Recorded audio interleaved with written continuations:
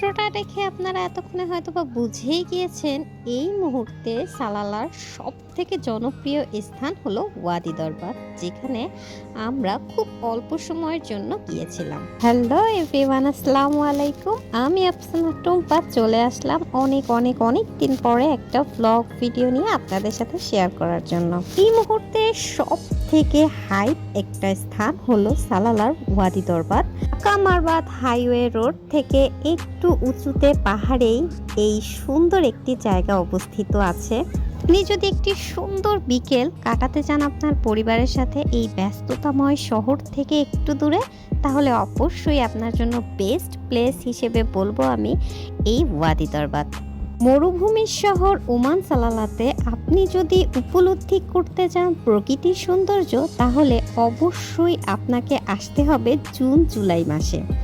জুনের শেষ দিক থেকে এত সুন্দর হয়ে ওঠে ওমান সালালা, যা আপনি দেখলে অবাক হয়ে যাবেন। এই সালালা এক সুইজারল্যান্ডকেও যেন হার মানায়, এত সুন্দর। 2 বছর ধরে ওমান সালালাতে থাকার সুবাদে আমি অনেক কিছুরই উত্থান পাথান দেখেছি এবং তার সাথে সাথে আমি অনেক অনেক জায়গা এক্সপ্লোর করারও সুযোগ পেয়েছি। তবে আমি শুধুমাত্র দেখেছি জুন জুলাই মাসে বা আগস্ট মাসে আমি যদি যেখানেই ঘুরতে যাই না কেন, এক সুন্দর মনোমুগ্ধকর হয়ে ওঠে এই জায়গাগুলোই। কিন্তু পরবর্তী সময়গুলোতে আপনি যখন এই জায়গাগুলোতে যাবেন, এক অন্যরকম রূপ দেখতে পারবেন আপনি তখন। অনেক তো সালালার বর্ণনা করা হয়ে গেল, বাট আমি একটু আসি খাবারের খোঁজে। কারণ ঘুরতে যখন হবে তখন অবশ্যই আপনার পেটকেও শান্তি রাখতে হবে। আমাদের প্রত্যেকের একটা কথা মাথায় রাখা উচিত, যে বয়সে ইনকাম সে বয়সেই ঘোরা। আমার কাছে মনে হয় দুনিয়াতে এর থেকে শান্তির আর কিছুই হতে পারে না।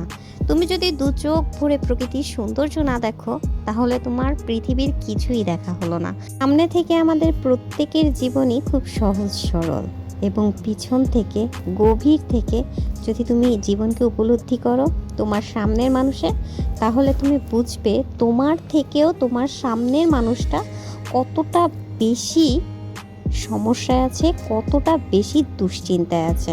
তাই নিজের ভাবনার জগৎটাকে বাদ দিয়ে অবশ্যই তোমার সমস্ত পৃথিবী ঘুরে দেখা উচিত।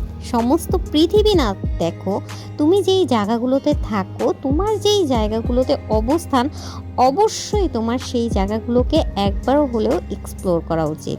এই তো আমার কথা বলি, আমি জীবনের অনেক শখগুলোকে বাদ দিয়েছি, অনেক শব্দগুলোকে মাটি চাপা দিয়েছি শুধুমাত্র একটু মানিয়ে নেয়ার খাতিরে।